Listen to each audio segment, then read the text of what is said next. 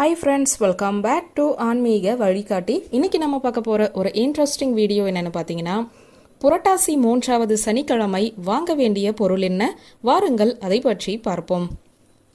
நாளை புரட்டாசி 3வது சனிக்கிழமை நவராத்திரியோடு சேர்ந்து வந்திருக்கிறது. இந்த நாளில் பெருமாளை வழிபாடு செய்வது சிறப்பான பலனை கொடுக்கும். நாளைய தினம் 3வது சனிக்கிழமை பெருமாள் வழிபாட்டை எப்படி செய்தால் கடன் பிரச்சனையிலிருந்து விடுபடலாம் என்பதை பற்றிய எளிமையான ஒரு ஆன்மீகம் சார்ந்த வீடியோ தான் இது. நாளைய தினம் உங்களுடைய வீட்டில் பெருமாளுக்கு மாவிளக்கு போட்டு பெருமாளை வழிபாடு செய்யலாம். சில பேர் வீடுகளில் நவராத்திரி வழிபாடு நடைபெறும். நவராத்திரி கொலு வைத்திருந்தால், நவராத்திரி கலசம் வைத்திருந்தால் சில பேர் பெருமாளுக்கு தளிகை போட மாட்டார்கள். நவராத்திரி வழிபாடு உங்களுடைய வீட்டில் இல்லை எனும் பட்சத்தில் நாளைய தினம் தாராளமாக நீங்கள் பெருமாளை மாவிளக்கு போட்டு வழிபாடு செய்யலாம்.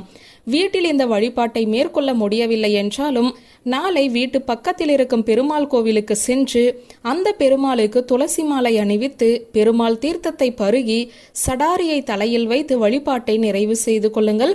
நாளைய தினம் பெருமாள் வழிபாடு உங்கள் கடன் சுமையை முற்றிலுமாக குறைக்கும். நாளைய தினம் கடைக்கு சென்று 1 கிலோ வெல்லம் வாங்க வேண்டும்.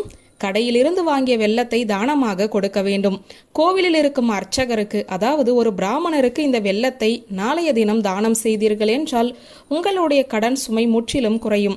அதே போல உங்க வீட்டு பக்கத்தில் ஏதாவது கோவிலில் குளம் இருக்கிறதா என்று பாருங்கள். 1/2 கிலோ வெல்லம் வாங்கி கொண்டு போய் அந்த குளத்தில் உங்கள் கையாலேயே வெல்லத்தை கரைத்து விட வேண்டும். ஒரு சில துண்டுகளாக வெல்லத்தை நறுக்கி அந்த குளத்தில் உங்கள் கையாலேயே கரைக்கும் போது என்னுடைய கடன் சுமையும் இதே போல கரைந்து போக வேண்டும் என்று பிரார்த்தனை செய்து கொள்ளுங்கள். உங்களுடைய கடன் காணாமலேயே போகும்.